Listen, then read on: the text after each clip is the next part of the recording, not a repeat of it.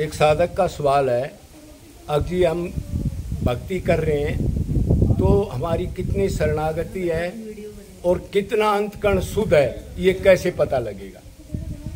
तो इसके बारे में कुछ चीज़ों से आप आइडिया लगा सकते हो। कभी आप कहाँ खड़े हो, भगवान की तरफ जाने के लिए कितनी मंजिल आपकी तय होगी। तो इसके लिए पहला तो है, जिस भी आप महापुरुष या भगवान की कहीं चर्चा सुनते हो, कहीं कोई भगतमाल सुनते हो, कहीं कोई भागवत पढ़ते हो, उसमें कोई प्रसंग भगत का आ जाता है या भगवान की दया का गुण रूप का आ जाता है, तो उधर आपका मन जल्दी खिंच जाए भगवान की तरफ। मतलब उसको प्रेम, वैराग्य, त्याग और इस टाइप की बात सुनने की लालसा हो और आप ये सोचो और कुछ मेरे को मिले। दूसरी चीज़ ये है, अगर किसी प्रेमी रसिक महापुरुष के पास आप जाओगे तो जिसका अंतकरण जितना शुद्ध होगा तो वो जल्दी से महापुरुष की तरफ खिंच जाएगा। मतलब उसको वो चीज़ अच्छी लगेगी। एक इसकी ये पहचान है, अब महापुरुष मिलेगा भगवान का प्यारा तो जिसका अंतकरण शुद्ध ज़्यादा होगा वो उसकी तरफ जल्दी खिंच जाएगा, उनकी बातों को मानेगा, उस पर ध्यान देगा, उसका मन बहुत खुश हो जाएगा। तो एक तो ये पहचान है। दूसरी पहचान ये है, अब जब आप तीन चीज़ हैं, तीन तत्व हैं, एक परमात्मा, एक माया और तीसरा तो जीव हम हैं, तीन ही तत्व हैं। तो ये जीव को तटस्थ कहा है, मतलब ना तो ये भगवान की तरफ मतलब चेतन आत्मा है और ना इधर ये बीच में खड़ा हो गया। अपने को शरीर मानने की वजह से इसकी लक्ष्य की भगवान की तरफ तो ये जाता नहीं, और जाता है तो कभी कभी थोड़ा बहुत उसका चिंतन करता है और शरीर समझ के संसार में क्यों लगा ही हुआ है। इसलिए तो इन तीन तत्व में जब आप आध्यात्मिक में लगोगे, भगवान की तरफ लगोगे, किसी अच्छे संत की मतलब सुन करके प्रवचन आदि या कोई बढ़िया कोई शास्त्र पढ़ के भगवान का, गीता, भागवत, रामायण आदि, तो जब आप उधर जाओगे तो उतनी मात्रा में जो संसार है वो आपको फीका लगेगा। मतलब जो आपको पहले चाव चढ़ता था कर्म करने का, लोगों से मिलने का, अखबार पढ़ने का, किसी पिकनिक, किसी शादी में जाने का, वो आपको व्यर्थ लगेगा। इससे भी आप नाप सकते हो क्यों जीव या तो भगवान में जाएगा या माया में तो हम लगे हैं, तो परमात्मा की तरफ जाएगा तो वो पलड़ा जो है परमात्मा वाला झुक जाएगा और वो उठ जाएगा संसार वाला। तो संसार का फीकापन आपको नजर आए तो उतनी मात्रा में आप जान सकते हो कि मैं कितनी मात्रा में शरणागति कर रहा हूं, कितना अंतकरण मेरा शुद्ध है।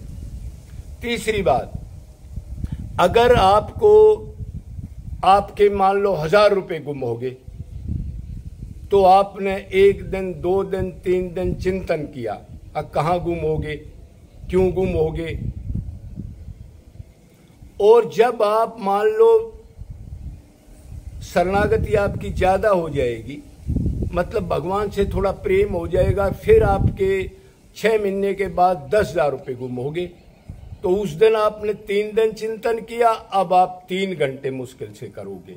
तो समझो अभी हम उसकी तरफ जा रहे हैं।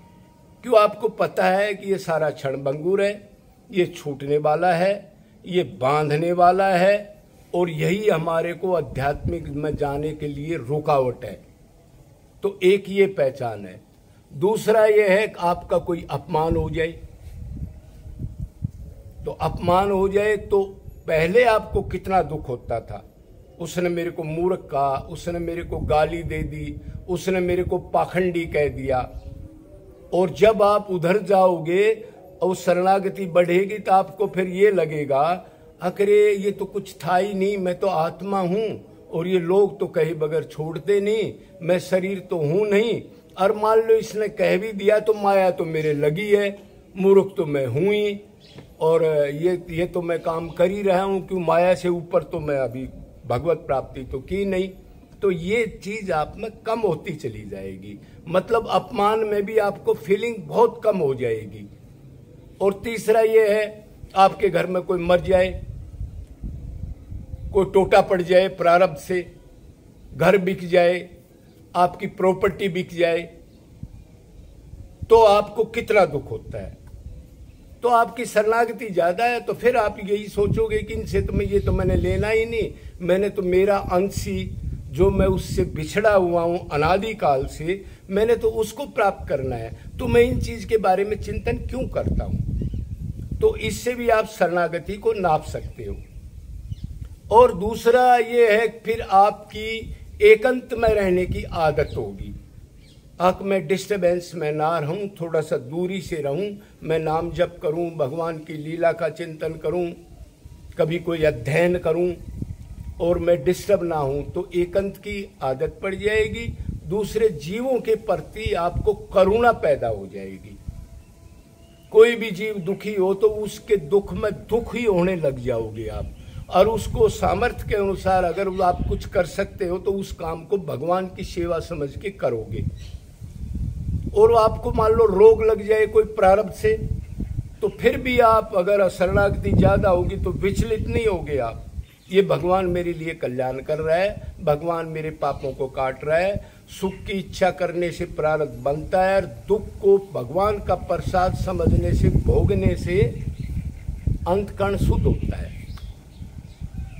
तो ये इस टाइप की क्रिया से आप, मोटी मोटी बात है, इनसे आप नाप सकते हो कि मैं भगवान की तरफ कितना चला हूं, कितनी मेरी शरणागति है, कितना मेरा भगवान से प्रेम है। और आप ये काम कर रहे हो, भगवान की भक्ति भी कर रहे हो, और ये भी कर रहे हो महाराज भक्ति तो कर रहा हूं पर अभी 2 साल रिटायरमेंट के बाकी है मेरे, और नौकरी भी कर रहे हो, तो फिर अटैचमेंट कहाँ है आपकी। घर में सारा काम भी चल रहा आपका, लाखों करोड़ों घर में पड़े भी हैं आपके, और भगवान से प्यार कर रहे हो, तो ये तो प्यार नहीं, ये तो धोखा है, अपने आप को राजी कर रहे हो आप। अरे उसकी प्रेम चढ़ेगा तो आप राजा महाराजा ताज धर करके चल पड़े प्रेमियों के अंदर। और प्रेम की नगरी कौन सी है, यही ब्रज। जब प्रेम चढ़ा तो मीरा हो, सजन कसाई हो, कोई भी हो, इधर माथा रगड़ना ही पड़ा उनको, मजबूरी है। धाम से इतनी अटैचमेंट हो जाएगी आपको। अब धाम पर कभी कभी आप आओगे, अभी आप संसार में हो, लेकिन आओगे जब इतनी खुशी होगी जैसे अंदर कोई गुदगदी करंट लगा हो। अब मैं आज उस धाम पर आया हूं जहां ये भगवान श्री कृष्ण का शरीर है। अरे मैं पापी को इतना मौका मिल गया, और आप उल्टे जाओगे तो आपकी गर्दन कटने को हो जाए, आंसू आ जाए। अरे अभी फिर उसी हत्थे में जाना पड़ेगा मेरे को, उस संसार में जहां मेरा लॉस होगा। तो ये मोटी मोटी बातें हैं, तो इससे आप शरणागति को नाप सकते हो, और कितनी आपकी भक्ति है, कहाँ खड़े हो तो आप इसको नाप लेना। अगर ये चीजें चल रही हैं तो आप समझना मैं भगत हूं, और आप भक्ति भी कर रहे हो, पूजा भी कर रहे हो, और धन से आसक्ति है, और लगे हो दिन रात कमाने, लगे हो दुनिया से फोन करने, लगे हो पिकनिक पार्टियों में, और फिर भगवान की भी भक्ति कर रहे हो, तो ये धोखा है। ये मनुष्य जन्म खोने का आपका विचार है, 84 में जाने का चाव चढ़ा है, क्यों आपने पता है कि भाई बहुत आदत होगी, अब मनुष्य छूटते ही डंडे चप्पल जूते खाने की आदत है, मैं खाऊंगा। तो ये शरणागति नहीं है। तो इन चीजों का ध्यान रखो, ये मनुष्य शरीर खो जाएगा, बड़ा कीमती है, लापरवाही मत करो, और अपने को नाप के और भक्ति आप करो, और आपका स्टैंडर्ड अच्छा हो तो भी आप ये समझो मैं जीरो हूं। भक्ति करके और आपको भगत ना समझो, ये भी पहचान है। तो ऐसे मोटी मोटी चीज करके और आप आगे चलो, डरो मत, भगवान के अंश हो तुम, ऐसे थोड़ा ही हो, अरे परमात्मा के अंश हो, तो फिर अपने अंश की तरफ जाओगे तो वैसे भी आपको सपोर्ट मिलेगी। परमात्मा आपको आगे आगे ले जाएगा, माया को दूर करेगा। तो इसको याद रख के बोलो वृंदावन बिहारी लाल की जय, बोलो शंकर भगत की जय जय।